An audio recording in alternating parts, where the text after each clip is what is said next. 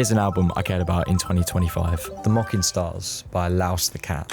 This might be the least known album I really cared about this year, but I did not expect to adore this as much as I did at all. 𝗚ause the Cat is the most fitting name when you listen to the music, because this is a big concept album where you're dropped into this hugely fantastical world and you walk through it as a cat, essentially. This is by far the best world building I've heard on an album this year. The imagery that is painted within the very ornate and charming production, as well as the really stellar sound design, gives you this look into, you know, murky slums and dark alleys that a cat would be wading through. The album cover is absolutely spot on. Whatever you see in this is exactly what's conveyed in the music here. It feels like you've taken a huge drug trip and you're walking through this fantasy world of whimsy and wonder, and it's so hard to pull yourself out of it. The record really does become a full-on experience. 𝗚ause is also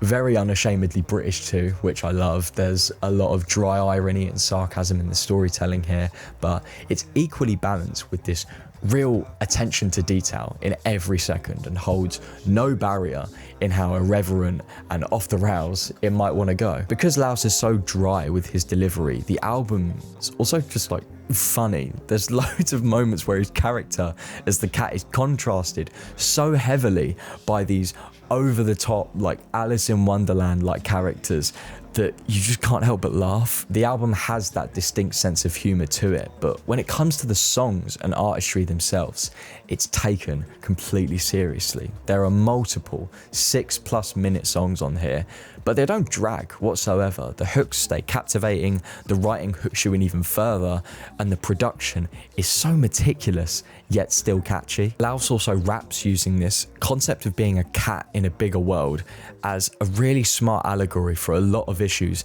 at large. You know, the biggest song on here is literally called I Don't Want to Get a Job. But, you know, there's a lot of other themes of exhaustion and escape from the reality that you're living in. It's a really expansive album that you can fully get lost in, but its concept is also tight-knit and incredibly captivating. He literally starts rapping in French at multiple times on here, and it sounds great. There's so much to love. It's very nonsensical. It doesn't have hits on it, but it is very much worth your time and the experience it will give you.